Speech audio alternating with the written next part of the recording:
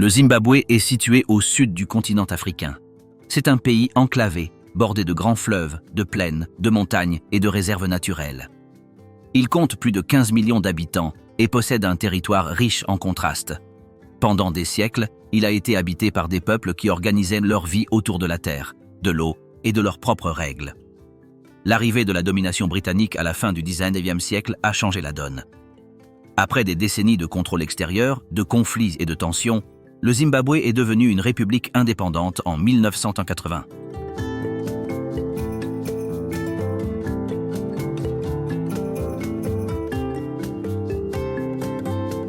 Depuis lors, le pays a traversé plusieurs périodes marquées par des décisions politiques fortes et des changements économiques qui ont marqué la carte. Aujourd'hui, son territoire combine des centres urbains, des routes non goudronnées, des zones agricoles et des zones où la nature continue d'imposer son rythme. Les divisions historiques, les langues et les frontières intérieures subsistent. De l'extérieur, le tableau semble clair. Mais comprendre ce qui se passe à l'intérieur ne se limite pas à regarder une carte. Que se passe-t-il réellement dans un pays comme le Zimbabwe au lever du jour? Bienvenue à Mandare. Je vous le montre aujourd'hui. Commençons. Une nation marquée par le colonialisme et la lutte pour l'indépendance. Avant de s'appeler Zimbabwe, ce pays était connu sous le nom de Rhodésie du Sud. Son histoire moderne commence avec l'arrivée des Britanniques à la fin du XIXe siècle. Ils ne venaient pas pour le tourisme, mais pour les ressources, l'or, les terres fertiles et tout ce qui pouvait être exploité. C'est la British South Africa Company, dirigée par Cecil Rhodes, qui contrôlait le territoire comme s'il s'agissait d'une entreprise privée. Des colonies furent établies et les Européens blancs commencèrent à occuper les meilleures terres, tandis que les Africains étaient déplacés sans aucun droit de les revendiquer. Pendant des décennies, les colons blancs vécurent comme une minorité privilégiée, tandis que la majorité noire travaillait sous leur commandement. Tout était organisé pour maintenir ce système. Les lois, l'économie, l'éducation et même la distribution de l'eau. Il ne s'agissait pas seulement de racisme, mais de contrôle absolu. En 1923, le territoire devint officiellement une colonie britannique, mais les décisions continuèrent de favoriser les Blancs, qui représentaient à peine 5% de la population. Le tournant se produisit en 1965, lorsque le gouvernement colonial, dirigé par Ian Smith, déclara unilatéralement son indépendance du Royaume-Uni. Il ne s'agissait pas de libérer le peuple, mais d'empêcher les Britanniques d'imposer la mise en place d'un gouvernement à majorité noire. Ainsi naquit la Rhodésie, une sorte d'État voyou, non reconnu par le reste du monde. La communauté internationale réagit par des sanctions, mais le régime de Smith résista pendant des années, grâce au soutien indirect d'autres pays cherchant à endiguer le communisme en Afrique. Parallèlement, des mouvements de libération commencèrent à s'organiser. Deux principaux émergèrent, la ZANU, à majorité Shona, et la ZAPU, à base Ndebele. Malgré des divergences parfois marquées, tous deux combattirent pour le même objectif, mettre fin à la domination blanche. La lutte n'était pas politique, elle était armée. Guérilla, attaques, sabotage et répression rythmèrent le quotidien des années 1970. La guerre d'indépendance fut longue et sanglante. De nombreux jeunes noirs se formèrent dans les pays voisins comme le Mozambique et la Zambie. Ils vécurent dans des camps, apprirent à manier les armes et retournèrent attaquer les positions gouvernementales. Le conflit s'intensifia. Les villages ruraux furent pris au piège entre la guérilla et l'armée de Smith, qui appliquait des punitions collectives. Personne n'était en sécurité. En 1979, après des années de pression et de violence, le temps des négociations arriva. Les pourparlers de Londres, connus sous le nom de conférence de Lancaster House, aboutirent à un accord. Des élections démocratiques seraient organisées et la majorité noire serait enfin en mesure de gouverner. En 1980, les premières élections ouvertes eurent lieu et Robert Mugabe, chef de la ZANU, remporta une victoire écrasante. Cette année-là, le pays abandonna le nom de Rhodésie et adopta officiellement le nom de Zimbabwe. Ce nom venait des ruines du Grand Zimbabwe, une ancienne cité de pierre qui avait été un symbole de pouvoir au cours des siècles passés. C'était une façon de renouer avec les racines africaines et de laisser derrière lui l'héritage colonial. L'indépendance fut célébrée dans l'euphorie. Défilés, chants et une atmosphère d'espoir régnèrent. Pour la première fois, les citoyens ordinaires se sentaient maîtres de leur destin. Les discours parlaient d'égalité, de développement et de reconstruction. Il était également question de réconciliation avec la minorité blanche, même si nombre d'entre eux avaient déjà commencé à fuir le pays. Mais la blessure du colonialisme ne se cicatrisa pas immédiatement. Le pays avait hérité d'une économie inégalitaire, d'institutions faibles et d'une société divisée par l'ethnicité, la langue et la classe sociale. Bien que Mugabe ait parlé d'unité, des signes de concentration du pouvoir, de répression des dissidents et de décisions autoritaires non prévues initialement commencèrent bientôt à se faire sentir. Malgré tout, durant ces premières années d'indépendance, des progrès furent réalisés dans les domaines de la santé et de l'éducation. Des écoles et des centres médicaux furent construits, et des tentatives furent faites pour mieux répartir les terres. Cependant, les structures héritées du régime colonial étaient difficiles à briser, et la pression pour des résultats rapides commença à générer des tensions internes. Le passé colonial continua d'influencer tout. Le système judiciaire, les modèles économiques et même les frontières territoriales furent hérités des décisions britanniques. De nombreux problèmes actuels trouvent leur origine dans cette époque. Concentration foncière, absence d'industrie nationale, dépendance aux exportations et maintien du pouvoir par une petite élite. La vie quotidienne dans les villages, des seaux d'eau, pas d'électricité et des poêles à bois. En dehors des villes, la vie au Zimbabwe évolue à un rythme différent. Dans les zones rurales, pas de grands immeubles ni de routes goudronnées. Ce que l'on entend le matin n'est pas le bruit des moteurs, mais le chant des coqs, le vent dans les arbres et le tintement des seaux lorsqu'on va chercher de l'eau. Pour des millions de personnes, la journée commence avant l'aube, alors qu'il fait encore nuit. Dans de nombreux villages, il n'y a pas d'eau courante. Les familles doivent marcher jusqu'aux puits, aux rivières ou aux pompes manuelles pour remplir seaux et jerrycans. Parfois, elles marchent pendant 1 heure ou plus. Presque toujours, les femmes et les filles font ce trajet, plusieurs fois par jour. Cette eau est utilisée pour boire, cuisiner, laver le linge, se laver et faire le ménage. En cas de sécheresse, le problème s'aggrave. Les gens doivent attendre leur tour au puits ou ne distribuer que quelques litres par personne. Il n'y a pas non plus d'électricité dans la plupart des foyers ruraux. Les maisons fonctionnent à la bougie, aux lampes à pétrole ou aux lanternes, parfois sans pile. Impossible de conserver les aliments au réfrigérateur ni de regarder la télévision. Les enfants font leurs devoirs dans un éclairage insuffisant lorsqu'ils ont des cahiers et des crayons. Cuisiner est également un défi. Il n'y a ni cuisinière électrique ni gaz. On cuisine au bois à l'extérieur ou dans des poêles rudimentaires en terre. Ramasser du bois est une autre tâche quotidienne qui demande du temps et des efforts. Les maisons sont construites en adobe, en briques ou en parpaing. Les toits sont généralement en tôle ou en chaume. Il n'y a ni fenêtre ni porte vitrée avec serrure. Certaines maisons ne comportent qu'une seule pièce où tout le monde dort. Il n'y a pas de toilettes intérieures. Les latrines sont utilisées dans la cour, souvent partagées par plusieurs familles. En l'absence de latrines, elles vont dans la brousse. Pendant la saison des pluies, les choses se compliquent. Le petit déjeuner se compose généralement d'une bouillie de maïs chaude appelée sadza, parfois accompagnée de thé ou de rien d'autre. Avec un peu de chance, on y ajoute un peu de cacahuètes moulues ou de sucre. Le déjeuner et le dîner sont également composés de sadza, accompagnés de légumes cuits, de haricots ou d'une sauce. La viande est rare. On n'en mange que lors des fêtes ou lors de l'abattage d'un animal de ferme.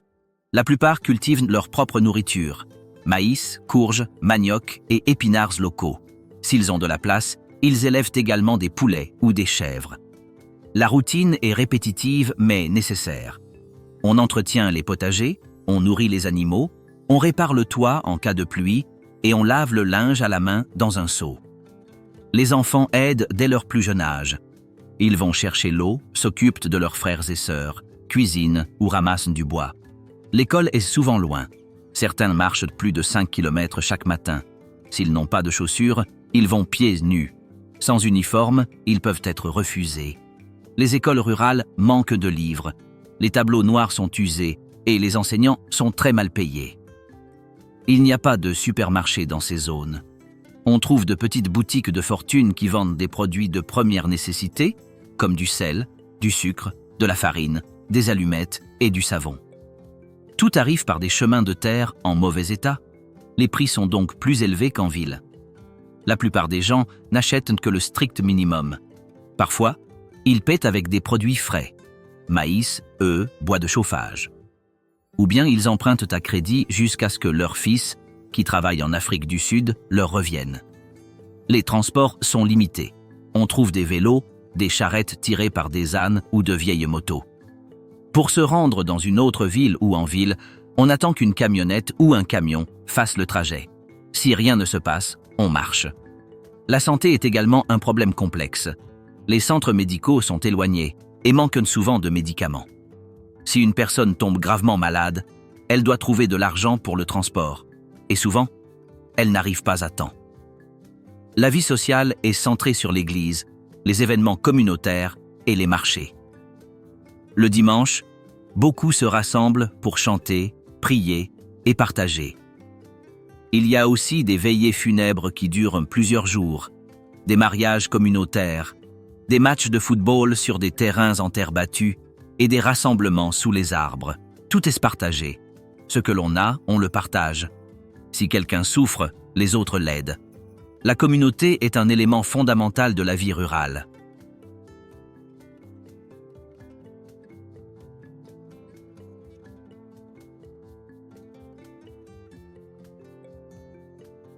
Harar et Bulawayo. Deux villes qui révèlent une autre facette du pays. Harar et Bulawayo sont les deux plus grandes villes du Zimbabwe. Chacune a son propre rythme, ses propres problèmes et sa propre façon de montrer ce que vit le pays. Dans ces zones urbaines, la vie est très différente de celle des villes. Il y a plus de mouvements, plus de commerce, plus de voitures, mais aussi plus d'inégalités, plus de pression et plus de contrastes. Harar est la capitale. Elle regorge de grands immeubles, de bureaux gouvernementaux, d'avenues à forte circulation et de quartiers où se mêlent des quartiers élégants et d'autres précaires. On y trouve des restaurants modernes, des ambassades, des centres commerciaux, mais aussi des rues défoncées, des accumulations d'ordures et des coupures de courant constantes. Les tours du centre contrastent avec les quartiers périphériques où de nombreuses maisons sont construites avec des matériaux de fortune et dépourvues de services de base. Dans le centre-ville de Harar, les gens se déplacent rapidement. Les vendeurs ambulants envahissent les trottoirs, proposant de tout, des fruits aux chargeurs de téléphones portables. Nombreux sont ceux qui travaillent de manière informelle. Ils vendent de la nourriture, lavent des voitures ou transportent des passagers en combi.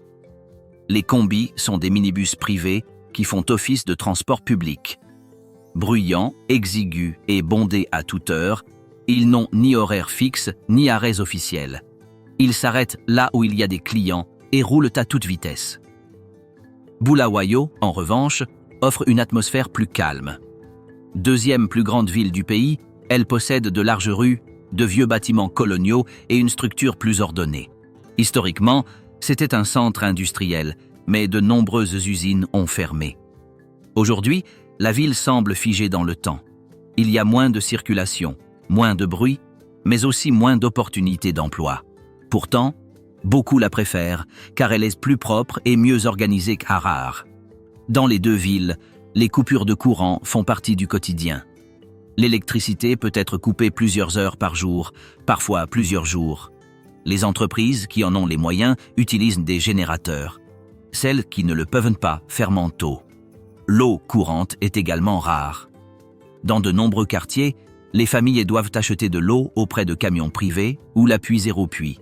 Se laver, cuisiner et faire le ménage deviennent plus compliqués qu'on ne l'imagine en ville. Les quartiers aisés sont de plus en plus isolés. Ils sont dotés de hauts murs, de gardiens et, dans bien des cas, de panneaux solaires et de réservoirs d'eau. Parallèlement, les quartiers populaires sont confrontés à la surpopulation, aux rues non pavées et aux déchets non ramassés. L'État n'apporte aucune solution, alors chaque communauté gère les problèmes du mieux qu'elle peut. Les habitants s'organisent entre voisins pour combler les nids de poules, nettoyer les canalisations ou collecter les déchets. L'emploi formel est rare. Les entreprises encore en activité n'embauchent pas beaucoup et les salaires sont faibles. La plupart des habitants survivent de manière informelle. Certains ouvrent de petites kiosques à domicile. D'autres vendent des produits sur les marchés ou dans la rue. D'autres travaillent à l'étranger et envoient de l'argent à leur famille. Sans ces transferts d'argent, de nombreux ménages seraient sans revenus. Les écoles urbaines comptent plus d'élèves par classe qu'à la campagne. Parfois, on compte plus de 60 enfants par classe. Il y a une pénurie de bureaux, de livres et de matériel. Les enseignants font ce qu'ils peuvent, mais beaucoup sont démotivés par les bas salaires. Dans les quartiers marginalisés, certains enfants ne vont pas à l'école parce qu'ils n'ont pas d'uniforme ou parce qu'ils doivent aider à la maison en vendant dans la rue. Malgré cela, beaucoup rêvent d'étudier pour échapper à la pauvreté. En ville, les loisirs sont également présents, bien que limités. Les jeunes se rassemblent sur les places, sur les terrains de football ou dans les bars où l'on écoute de la musique locale. Ceux qui ont accès à Internet passent des heures sur les réseaux sociaux, bien que la connexion soit souvent lente et coûteuse. Il y a aussi des cinémas, mais la plupart n'ont pas les moyens d'en payer l'entrée. Les églises jouent un rôle important de lieu de rencontre et offrent un soutien émotionnel. Le système de santé urbain est également en mauvais état. Les hôpitaux publics sont saturés, manquant de médicaments ou d'équipements. Les cliniques privées sont très chères. En cas d'urgence, il faut d'abord trouver un moyen de la payer. Par conséquent, de nombreuses maladies simples se compliquent. Certaines personnes meurent de maladies curables, simplement parce qu'elles n'avaient pas les moyens de se faire soigner.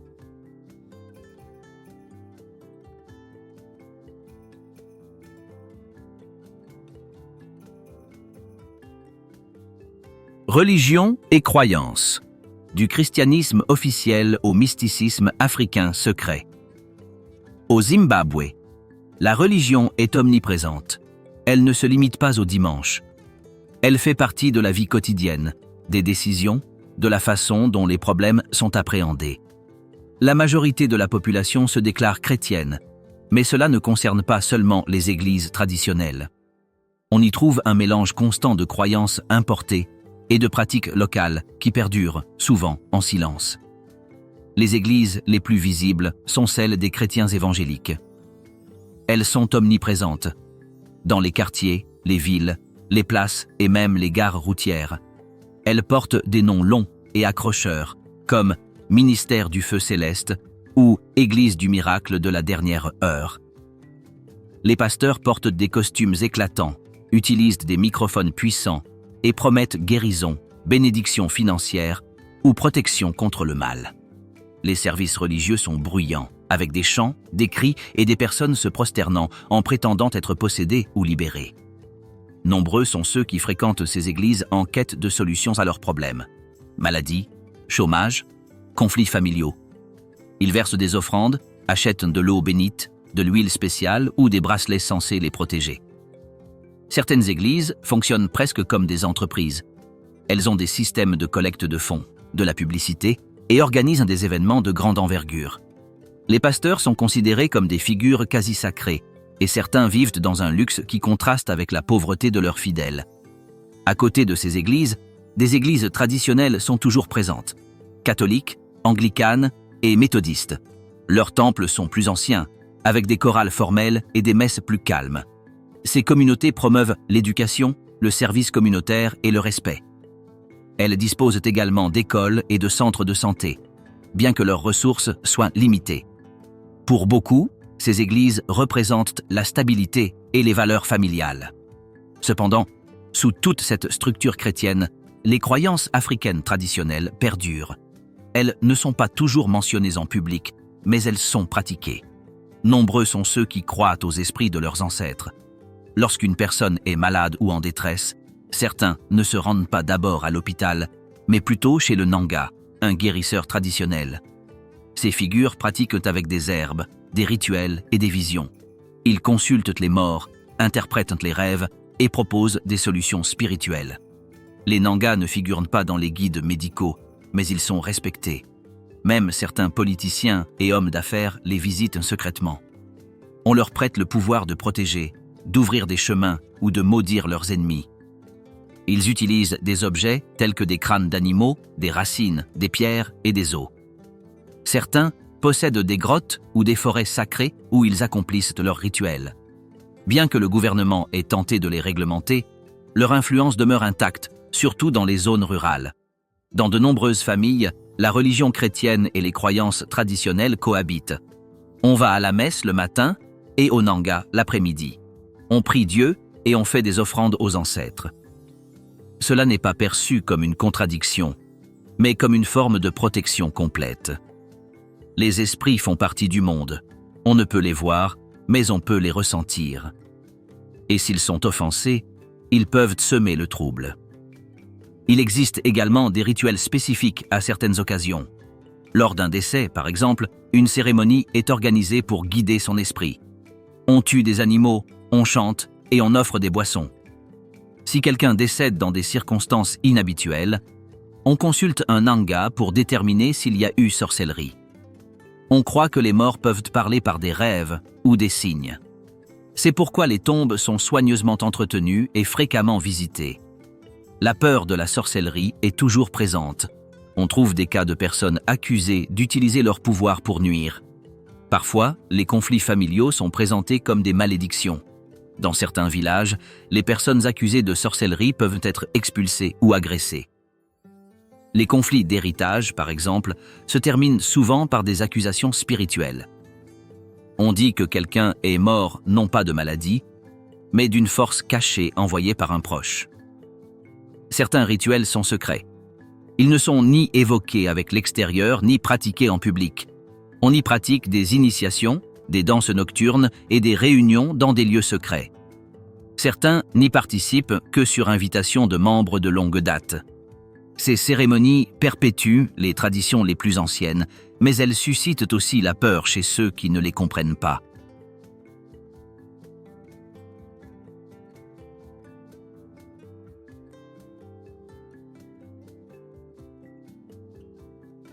Musique, art et mode.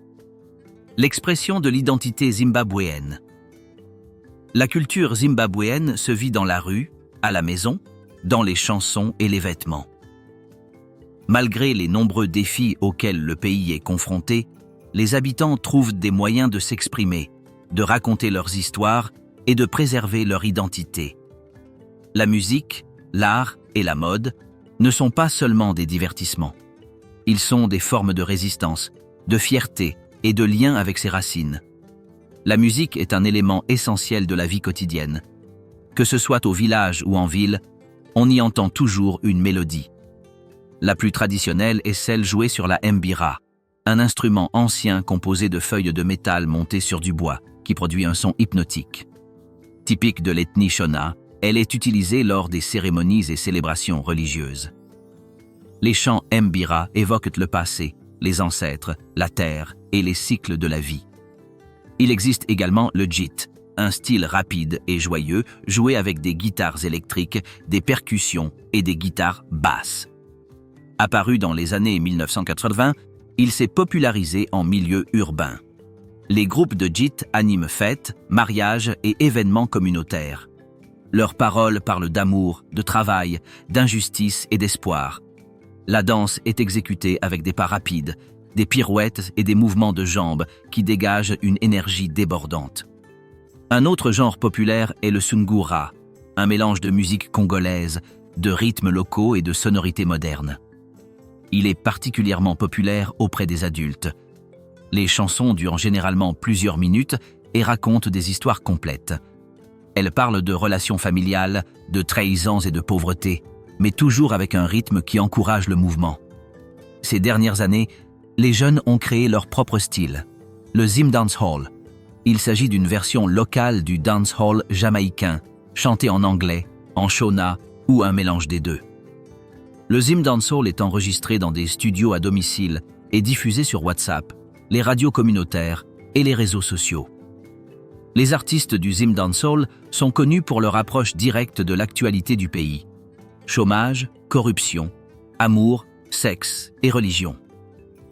Certains sont devenus très influents, même s'ils ont également été censurés pour leurs paroles critiques. L'art visuel est également très présent.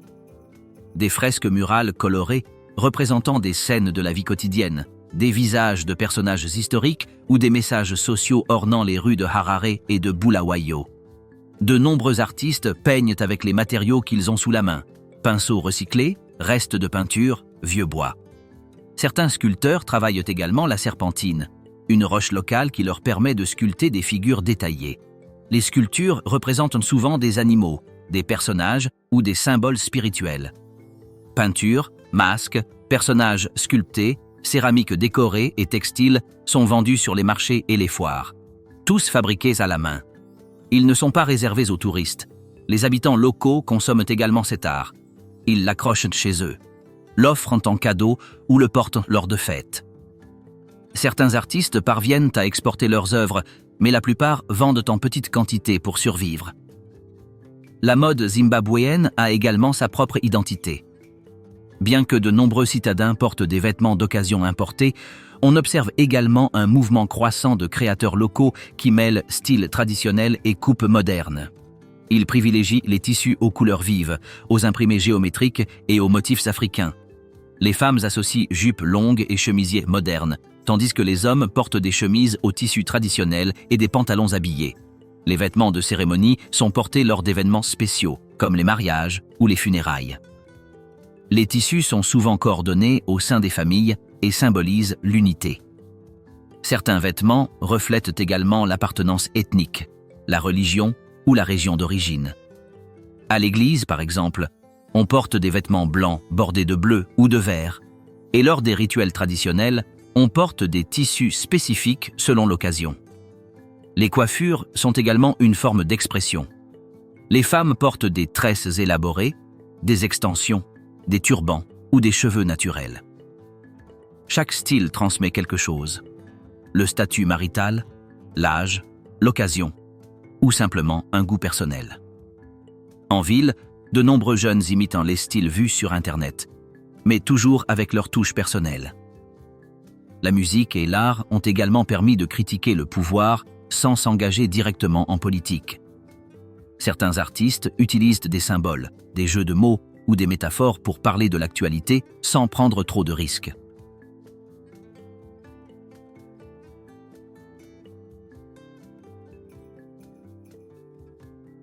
Nature et faune, parcs, safaris et conflits animaliers. Le Zimbabwe est un pays d'une richesse naturelle impressionnante. Bien que beaucoup le connaissent pour son histoire politique ou sa crise économique, il possède une autre facette que tout le monde ne voit pas. Ses parcs nationaux, sa faune et son immense diversité de paysages. Ces territoires abritent éléphants, lions, rivières géantes, cascades et forêts où la nature est encore reine. L'un des sites les plus célèbres du pays est le parc national de Hwange, le plus grand du Zimbabwe. Des dizaines de milliers d'éléphants y vivent, ainsi que des zèbres, des girafes, des buffles et des prédateurs tels que des lions et des léopards. Le parc dispose de pistes cyclables, d'aires de camping et de points d'observation permettant aux visiteurs d'observer les animaux sauvages. C'est une destination touristique incontournable, même si seule une petite partie des Zimbabwéennes peuvent se permettre de la visiter. Autre site de renommée mondiale, les chutes Victoria, situées à la frontière avec la Zambie. Elles sont considérées comme l'une des merveilles naturelles de la planète. Le bruit de leur chute s'entend à des kilomètres. Il y a de la vapeur dans l'air, des arcs-en-ciel constants et une sensation de puissance naturelle difficile à expliquer. Une industrie touristique s'est développée autour des chutes, avec des hôtels, des excursions en bateau et des activités comme le rafting et le saut à l'élastique. Le Zimbabwe possède également le parc national de Mana Pools, connu pour ses paysages ouverts, peuplée de lagons et d'arbres géants. On peut y observer des animaux se promener librement le long des rives du Zambèze, sans barrière. C'est l'un des rares parcs où l'on peut se promener avec un guide armé, permettant ainsi une expérience au plus près de la faune. À l'est du pays se trouvent les monts Nyanga, avec leurs collines verdoyantes, leurs rivières froides et leur ciel clair. C'est un endroit moins connu des touristes internationaux, mais très apprécié des locaux. On y trouve des randonnées, de la pêche, des vues panoramiques et un sentiment de calme qui contraste avec la tension des villes. Toute cette richesse naturelle fait partie du patrimoine national, mais elle est également menacée. Le braconnage y est un grave problème. Certains animaux, comme les rhinocéros et les éléphants, sont chassés pour leurs cornes ou leur défense, qui sont ensuite vendus au marché noir. Bien qu'il existe des lois pour les protéger, elles ne sont pas toujours appliquées. Il existe des gardes forestiers, mais leurs ressources sont insuffisantes, et certains collaborent même avec les chasseurs en échange d'argent. L'exploitation minière constitue une autre menace. Dans plusieurs régions, des licences d'extraction d'or, de diamants ou de charbon ont été accordées au sein d'aires protégées. Ces activités polluent l'eau, détruisent les habitats de nombreuses espèces et perturbent l'équilibre écologique. Elles déplacent également les communautés locales qui vivent traditionnellement à proximité de ces zones. L'expansion des villages et des exploitations agricoles génère également des conflits entre humains et animaux. Aux abords des parcs, les éléphants pénètrent parfois dans les terres agricoles et ravagent tout. Les hyènes attaquent le bétail et certains lions franchissent les frontières naturelles à la recherche de nourriture. En réaction, les villageois posent des pièges ou empoisonnent les animaux. Ils agissent ainsi non par cruauté, mais par nécessité. Pour de nombreux agriculteurs, perdre une récolte à cause d'un éléphant signifie se retrouver sans nourriture pendant toute l'année. Bien que des programmes visent à créer des clôtures ou à indemniser les victimes de ces dommages, ils ne suffisent pas. La coexistence entre les populations et la faune sauvage reste tendue dans de nombreuses régions du pays. Le tourisme pourrait être une solution, mais son développement a été inégal. Pendant la crise, la fréquentation a diminué et de nombreuses installations ont fermé. Certains parcs ont été laissés à l'abandon. Dans d'autres, l'accès est devenu exclusif aux étrangers, avec des prix élevés et peu de liens avec les communautés locales. La majorité de la population ne bénéficie pas directement du tourisme, même si elle vit à proximité de ces espaces naturels. Malgré tout, de nombreux Zimbabwéens sont fiers de leur nature. Des écoles enseignent la conservation. Certains jeunes suivent des formations de guides touristiques ou de gardes forestiers. Des ONG locales œuvrent également pour la protection des espèces et l'éducation environnementale. Petit à petit, des efforts sont déployés pour changer la relation entre les populations et l'environnement, afin qu'il n'y ait pas de concurrence, mais plutôt un équilibre. Les safaris au Zimbabwe sont différents de ceux des autres pays africains. Ici, l'accent est davantage mis sur le contact avec la nature que sur le spectacle.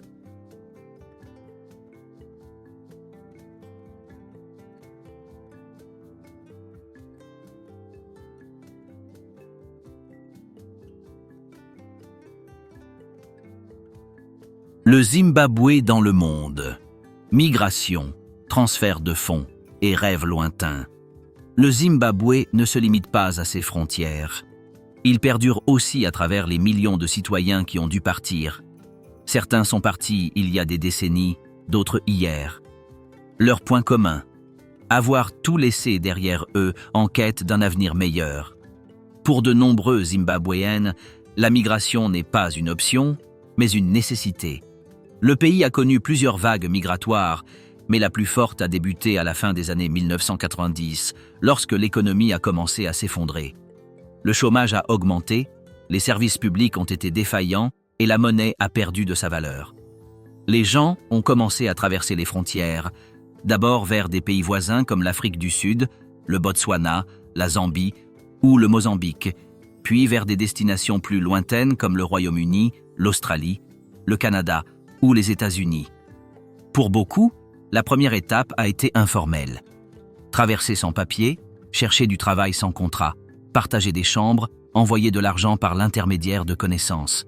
La plupart sont partis de zéro, sans réseau de soutien, ne parlant pas bien la langue de leur pays de destination et craignant constamment l'expulsion. Pourtant, ils ont persévéré.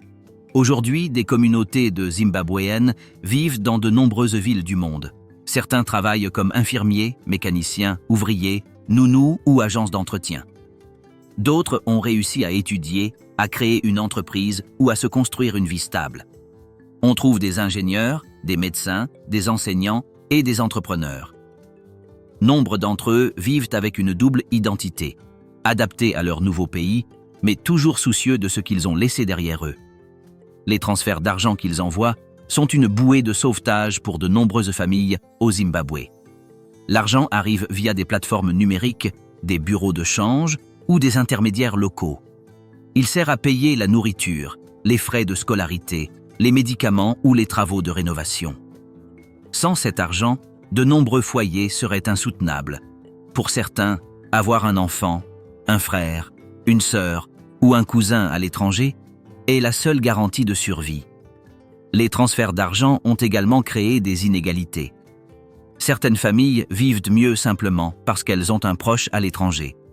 D'autres, privés de ce lien, restent prisonniers de la pauvreté. Dans certaines zones rurales, on reconnaît facilement qui a de la famille à l'étranger grâce aux maisons mieux construites, aux téléphones modernes ou aux colis qui arrivent par la poste.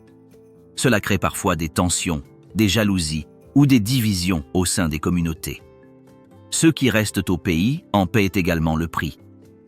Nombre d'enfants grandissent sans parents, élevés par leurs grands-parents ou leurs oncles et tantes, tandis que les adultes travaillent à l'étranger. Certains couples sont séparés par la distance, d'autres se retrouvent des années plus tard, étrangers. La migration est bénéfique économiquement, mais elle brise les liens et laisse des vides émotionnels difficiles à combler. Pour ceux qui sont à l'étranger, le lien avec le Zimbabwe n'est jamais complètement rompu. Ils suivent de l'actualité du pays grâce aux réseaux sociaux, aux informations et aux appels de leur famille. Certains envoient des vêtements, de la nourriture ou des livres. D'autres organisent des rassemblements communautaires à l'étranger, des fêtes traditionnelles ou des initiatives de solidarité. Certains font tout ce qu'ils peuvent pour aider à distance, tandis que d'autres préfèrent ne pas regarder en arrière pour ne pas ressentir de culpabilité ou de douleur. Le retour n'est pas toujours facile. Certains le font pour des vacances, des urgences familiales ou par mal du pays. Mais s'y installer définitivement est compliqué. Le pays continue de faire face à des crises. Le Zimbabwe est un pays traversé par de nombreuses situations simultanées. Le passé avec les colons, la lutte pour l'autodétermination et les décennies de régime autoritaire continuent de peser sur chaque décision prise aujourd'hui. Les différences entre les zones rurales et urbaines, entre ceux qui sont partis et ceux qui restent, entre les coutumes d'autrefois et celles d'aujourd'hui, continuent de façonner le quotidien. Croyances, coutumes, sujets interdits et environnement naturel révèlent un pays complexe qui s'adapte tant bien que mal au manque de ressources, au chaos économique et à l'incertitude de l'avenir. Pourtant, les gens ne s'arrêtent pas. Ils parviennent à travailler, à prendre soin de leurs proches, à exprimer leurs opinions et à trouver des moyens de survivre, même si les autorités n'offrent aucune solution. Tout ce que montre ce documentaire est la réalité, sans fioriture, sans détour, sans édulcoration. Pour comprendre la vie au Zimbabwe, nul besoin de présumer. Il suffit de voir ce qui se passe.